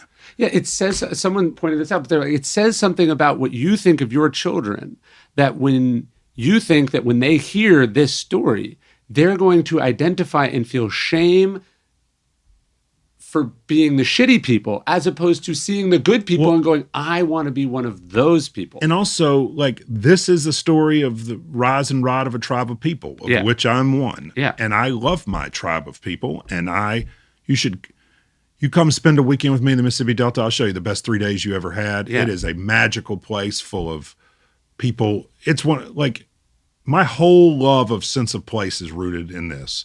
And my love for it and my deep inherited roots in it, as opposed to being threatened by our actual history, if you don't know your actual history, you're just cosplaying your life. Like, we're not like, what are we even doing? Well, you talked about you went back and you got your like high school textbook where it talked, and it's like basically two guys did a bad thing and then that made us look bad. That's like the entirety of the Emmett Till thing. And it's like the assumption there was that if we tell people what really happens, these young kids are gonna see and relate to and want to and are gonna think they're the murderers, as opposed to let's have them tell a story and they're gonna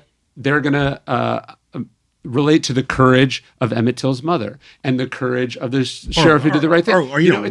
Willie Reed, 18 years old, agrees to testify. Yeah. I mean, Willie Reed should be on American money. That's what I mean. You when you study the dark parts of history, you realize, okay, it was a lot worse than I thought, but there's also the aspiration to do and be good is still there, and that's America is those people, the struggle in spite of and often failing in the moment to beat back those. And that it's both. It's people who do both. Yeah, I mean, sure. It's the, it's George Washington who owned slaves and thought that the Choctaw Nation should be sovereign. Sure. It's Thomas Jefferson who knew it was wrong and did it anyway. Yeah. And like in those lives, you find the roadmap together forward. And like, it's just like all erasure is bad and all memory is good. That's not that simplistic, but like there's something there about like real memory. Let's talk that out. I mean, because the word memory to me also feels deeply influenced by mythology. Like the word memory feels different than a resuscitation of historical facts. Like it feels like when something is a memory, you're acknowledging just from the definition of the word that this is my memory. Yeah. It's not the memory, it's my memory. There's this horrifying, but also like incredible, and I mean that in the truest sense of that word, passage where this soldier who was involved in the Trail of Tears, he's dying, he's like 100. He calls his family in, and he decides to like tell them what actually happened. Oh shit! And you read it, and you're like, what he did was heroic in the sense that he didn't take the secret to his grave. That's right. That's the thing. Carolyn Bryant took her secret to her grave. Can you imagine? Like the very first question, if there are pearly gates, the very first question she's getting asked is, "What the actual fuck?" Yeah, what's wrong with you? What's wrong with you? Yeah. And like I mean, no one ever tell. Like, so Leslie Milam, who owned the barn, Yeah. 1974, his wife calls up Macklin Hubble, who's their preacher, Baptist preacher, and says, "Can you come? Leslie wants to see you." Preacher goes over to the house, walks in. Leslie is laid out on the couch in the front room, a lot of natural light, and he says, "What's going on?" Leslie's dying. Yeah. And Leslie says, "I need to confess something." Yeah. And he's like, "What?" I talked to Reverend Hubble, has since died, but he was alive when I went and spent the day with him. And Leslie Milam said, "I killed Emmett Till. Like, I was involved in the killing of Emmett Till." And he just wanted to tell someone. And the preacher, I mean, I write this in the book, but the preacher said he remembered feeling a little disgusted because it felt like Leslie was trying to lawyer his way to heaven. Yeah. That even then he was just thought he could like pull a fast one on God. Yeah. And like, if I do this right now, I'm good. Yeah. And he didn't live to see the sunrise again. I mean, he died that day. I mean, he confessed. I mean, was it on his death couch, I guess, but I mean, he didn't live to see morning. Well, talking about people who are not good or bad, it's complicated. I read 3 Lives from Mississippi, which Martin Luther King writes a foreword to. Yeah. And the author comes off as pretty heroic and decent and not like the Southerners of that time. And then in your book, he's a fucking villain. Oh, William Bradford Huey. Yeah. What's his deal? Just hubris. He had a huge bestseller in 1954. Yeah. Was feeling on top of the world. Yeah. You know, so for people who don't know, William Bradford Huey wrote the Look magazine story that was the sort of famous confession. It was spoon After they got off. After they got off, they confessed for Double Jeopardy. They confessed for money. Yeah. And all of their quotes are when you read the correspondence between Huey and the defense lawyers. Yeah. The quotes attributed to Milam and Bryant about upholding segregation are verbatim things that the defense lawyers were saying. These defense lawyers essentially wrote a version of the story to serve their purposes. They wanted it to, they literally are saying, "We are excited you are writing this story because this will make this into a warning." Yeah. Right. And like it was on purpose. It's the final act of the crime. It's the final act of the crime. That's a perfect way of putting it. And so William Bradford Huey just wanted, he went to the NAACP first. Yeah. To see if they would, he was just a soulless gun for hire. Wow. And you read the letters and it's just, if you've ever been a writer and you've ever had any writerly hubris. Yeah. Yeah. You recognize it. You talk about the importance of learning the history. Yeah. Like it was very important for me because he does a thing that I've sort of done, which is if you have New York editors, they sometimes sort of like it when you tell stories about the South. Yeah. And like the urge to crank him He's playing a character. He's playing a character. Yeah. And the urge to crank him to 11. Yeah. And like with the suspenders and all that bullshit. Yeah. And like it's the great, he didn't write it, but it's the Robert Earl Keen. "I may not wear a Stetson, but I'm willing to bet, son, that I'm as big a Texan as you are." Yeah.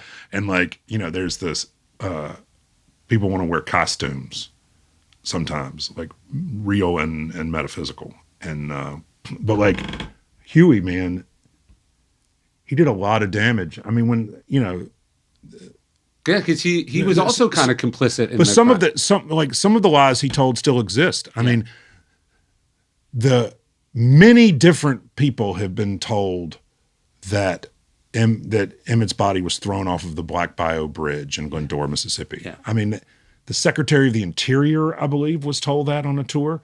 It's just not true. When you pull up aerial photographs from 1955, it didn't connect to where the body was found. Mm-hmm. Like this whole story has been told, and you have like the Secretary of the Interior out there crying at this site and it's the William Bradford Huey. Yeah. There's a museum in the Delta run by a really well-intentioned guy, I think, where a lot of the history in the museum is from the Huey account. I mean, we're still trying to sort of escape the gravitational pull of it. Yeah. It's just like I think that's an important question you got to ask yourself as a person, especially now in the world where like it used to be like these are journalists over here, this is everyone else. Journalists have this code, journalists have this thing. Now we're all kind of that. So you have to ask yourself when you repeat stuff, when you talk about stuff, when you have a podcast or right, but who am I carrying water for? Who am I carrying water for? I mean, one of the reasons benefits from me saying it this way versus that way, and like one of the reasons that like it's so relentlessly end-noted is I think you got to show your work. Yeah. And like, we had a really rigorous fact check because like, you can't, one, I'm a perfectionist, but two, you want, this is serious business. Yeah. Like this is, I mean, you can't accidentally be Huey. Yeah. Yeah. Or intentionally, God forbid. But I mean, like most of the time you can't like actively, right. Like you can't, you got to show your work. Yeah. Like, yeah. No. And you got to think about where am I getting this food benefit? I mean, look, the news story this week is that there were a bunch of podcasters, some who I know before they, went insane, who were basically funded by a Russian propaganda arm. And by the way, there's one idiot, I can't remember which one, who was like, well, I don't know. Like I'm imagining the accent. Sorry, I was just about to. Are you thinking of Tim Pool? The guy who said I wrote all of it. How could they tell me? No one told me what to write. Yeah. I mean, I know. I've met him before. I've talked to him before. He was a regular person, like 8 years ago. So what I would just say to him is like, you dumbass. They don't have to tell you what to write. They have decided that your worldview is on its own without them doing anything, an enemy of the American You've spun yourself around. They know they just got to give you some money and you'll keep doing your thing. Yeah, like you're already doing it. Yes. Like yes. Your idea is so wrong Yeah. that the Russian security services think that funding it is a weapon against the America. Like you're like, let me ask you this. Why aren't they just like, isn't that a treason? Like, is not knowing any better isn't an excuse. Not knowing the law is like, you're a foreign agent. It's just because you're too dumb to know you're in the KGB. Yeah. Which doesn't, but I don't like. Right. No, but that's where we've gotten though. We were talking about this earlier. Like we exist now in a world where like that, what it really comes down to is going to be ultimately whether that was strictly legal or illegal.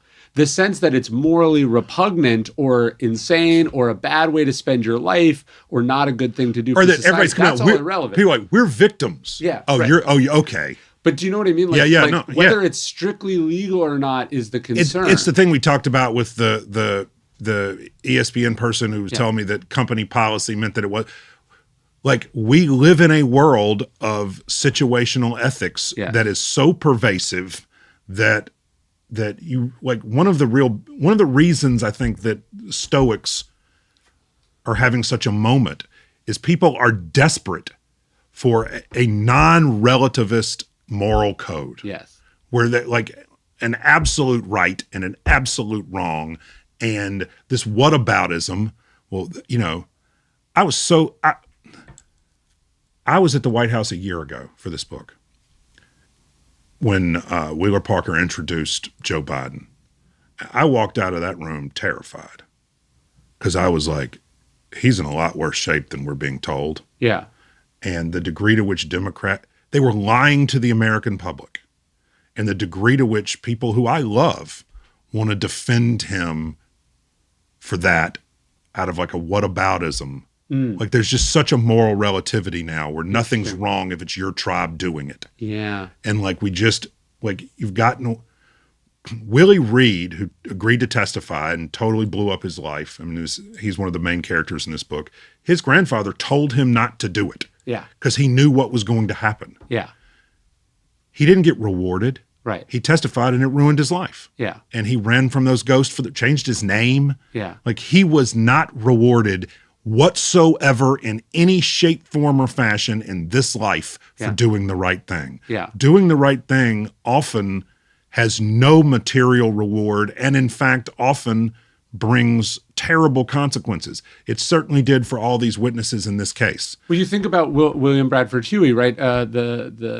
What I loved about Three Lives for Mississippi was Mickey Schwimmer? He goes down there, he's doing what's obviously the right thing. And, he's just, it's not like they threw him a parade. I mean, he was viciously murdered and dumped in a ditch, and they piled dirt over in the Bogachita swamp. And like my wife worked at the William Winter Institute for Racial Reconciliation at Ole Miss, and she worked down the hall from Rita Schwerner, who was Mickey's widow. Wow. She stayed? She came back to do a thing. Wow. And every time I saw her there, and do you know the name of the building that her office was in? Something terrible, right? Vardaman Hall.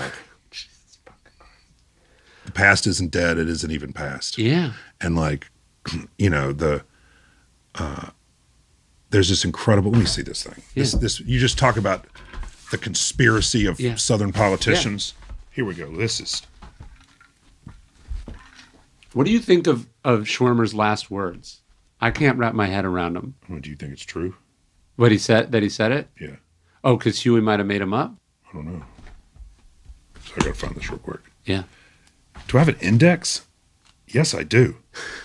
Well, that's fun. Yeah, for people who don't know, you don't have to make your own index. It just shows up. They charge you for it, but it shows up. Oh, that's right. Yeah.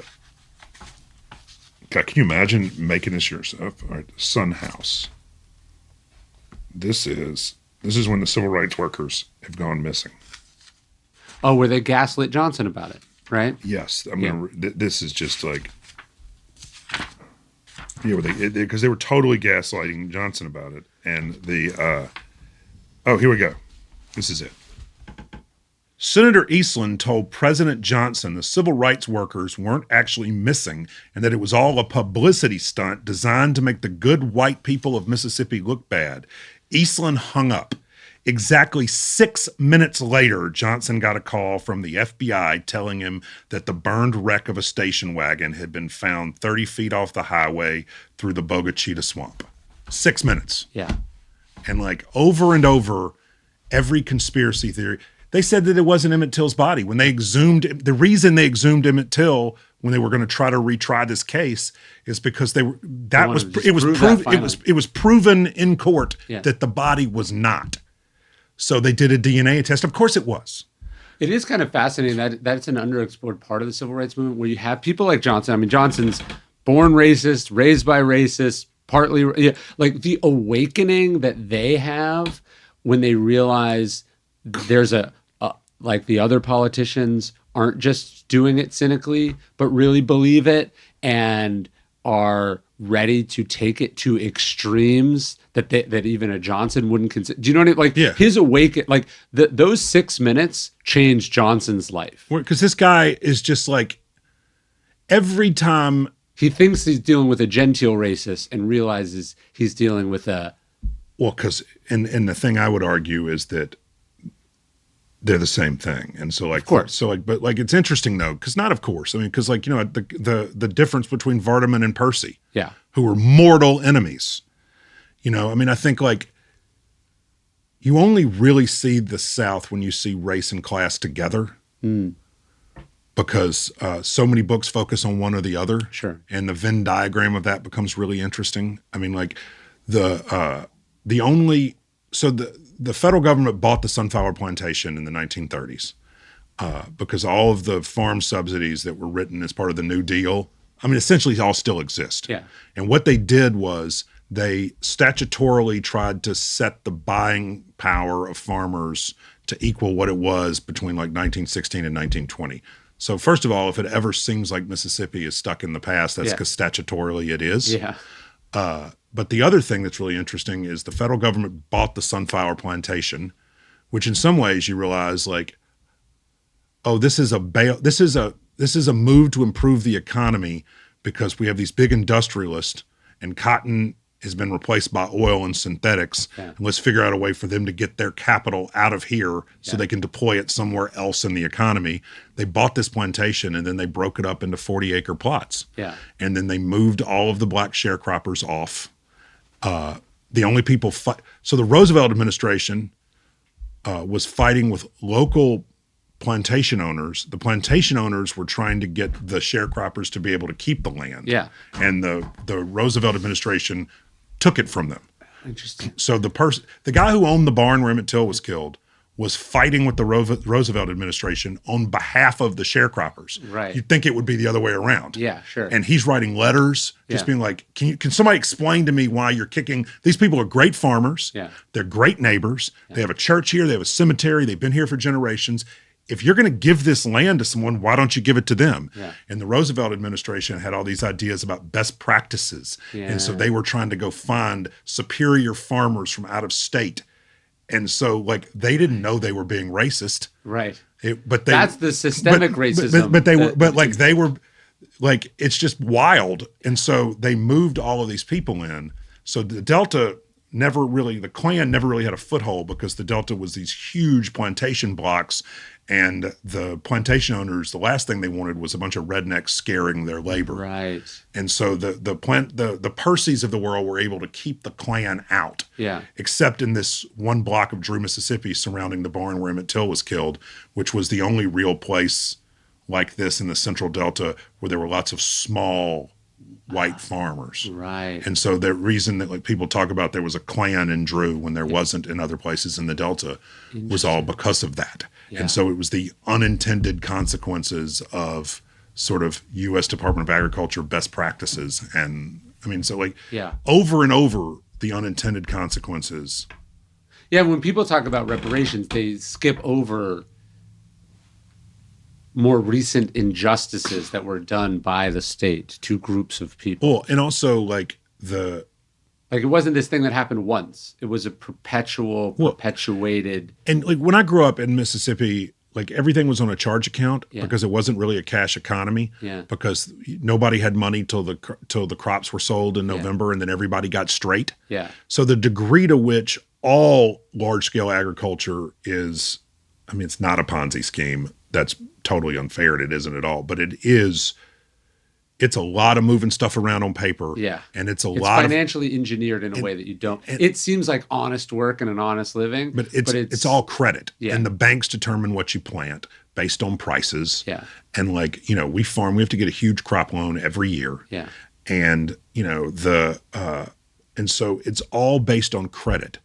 And credit, like, if I had my family farm with the exact same amount of land and the exact same financial history, and I went in to get a loan, I wouldn't be able to get as good a loan as my uncle who runs the farm because he has their faith and he's been doing it a long time and they trust him. So credit is already it's already interpersonal, and it's already, like, we try to have forms for people to fill out, but it really is, if you're the banker, do you believe I'm going to pay you back? Right. And so, the ways in which credit markets screwed people, and you had, black farmers who had no access to credit and a really thin, like a really short leash on getting foreclosed. Right. And, like, the degree to which their reparations owed for that. Yeah. I mean, like, that's, and, and it's interesting too, because, like, most of the people who own the land, most of the land, like the old Milam plantation is owned by a publicly traded company that's owned by, BlackRock and Vanguard. And like, if you have a 401k, you own plantations. Yeah, sure. And so these are like, a lot of the old families around where we farm, like, they didn't make it through the 80s. So these are, like, Bill Gates is the third largest landowner in the state of Mississippi. These are huge institutional owners of this land, because it's farmland is inflation proof. Yeah. And so it's not tied to other fundamentals in the markets. Yeah. So, like, huge, like, pension funds, 401ks, high net worth people, there's always, like, a bedrock level of farmland. And, like, so one of the animating ideas of the book is, like, following the money. Yeah. And, like, why is it so often that the more valuable dirt is, the less valuable humans are? Yeah. And, like, I don't know. I mean, it's like, all of that is incredibly interesting about how the accident, the cognitive dissonance and the sort of unintended consequences. Yeah. The last thing I was going to ask you about is you talk about it towards the end, but you sort of had this teenage rebellion, apathetic, sort of, if I don't try, then when I fail, it doesn't say anything about me. And then you're sort of embracing kind of some Southern mythology. But you had this sort of teacher that sets you straight. Yeah. And I think that's such an interesting intervention because it's so hard to get people, as we said, it's hard to get people to understand things that are painful to understand. And he managed to do that to you in a way. Well, the story is I was at an event at the courthouse where the trial was, and it was an anniversary. It was the national park dedication. And Gloria Dickerson, one of the people like the heroes of this book, was speaking. And she did this thing, sort of like a moment of silence, but just breathing. Mm-hmm. And I had a memory that I hadn't thought of. I remembered the story I'm about to tell, I hadn't thought of in 20 years. Yeah. Like, swear to God. Yeah. And it came back to me, and it was so incredible. And I just remember,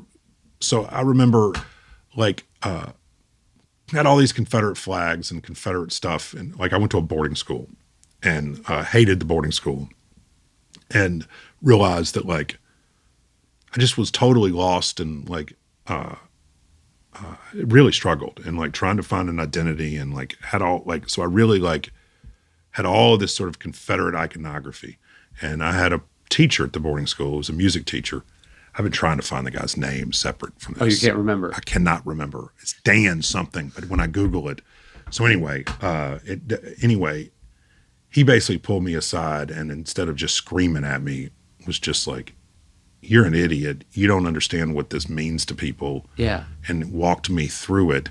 And I just remember in that moment feeling so ashamed that like I didn't know. Yeah. And I write in here that I want everybody to read this book. Yeah. Like I want to sell a quadrillion copies, all of it. Yeah. But like, I really want every idiot 18-year-old. But you didn't know because people worked very hard for you not to know. My high school, this is not a joke. Yeah. My high school history teacher called the Civil War the War of Northern Aggression. Yeah. Like, I'm not kidding. Yeah. I just grew up in a world in which none of this was taught. And like, if you don't really know the history of your home, then you really don't know anything. Yeah. And if you don't really know where you're from, like really know, then you're not from anywhere. Yeah. And you're just adrift and none of this is real. And I felt like this started during the pandemic. Like I was working on a story and I wanted to do the Great Migration story of every member of the Los Angeles Lakers. Oh, wow. And so Avery Bradley was on that team, and Avery Bradley is from Mount Bio, Mississippi, which is very close to the barn. And one of the witnesses who testified was a woman named Amanda Bradley. So there was this brief moment where I wondered. Yeah. And they're not related, but in the process of finding that out, one of the Till scholars I talked to was like, "Do you know about the barn?" And I'm like, "What barn?" Yeah. And here we are. And so it was the fact that I didn't know any of this. Yeah. Never again. Yeah. Yeah. And the only reason, like, it's a fluke and a random, it's like, despite everyone's best efforts, the barn is still there. And like, it's the one unlucky break these people didn't get. Well, and it's like there's architects are sort of have been mapping and studying the barn because they're gonna turn it into like a museum. That's all just started. Like Anne Frank's house or something like that. Yeah. When they came in and did all of they did this incredible imaging. Yeah. And it's totally structurally unsound. And they actually don't understand why a stiff wind hadn't just knocked it over. Yeah. And like, I love the idea that because if it was gone, basically every other part of the crime is destroyed. And then erasure wins. I mean, sometimes you do wonder if the arc of the moral universe bends toward erasure. You know, Yeah. I mean, like Yeah. it. So like, I don't know that. You know, there's that great Grateful Dead line that I love. We used to play for silver, now we play for life, and I just felt like, you know, I wanted to. This is, you know, if my girls ever say, "Where are we from?" I can just hand them this. Yeah. Well, it's incredible, man. I wanna show you some books.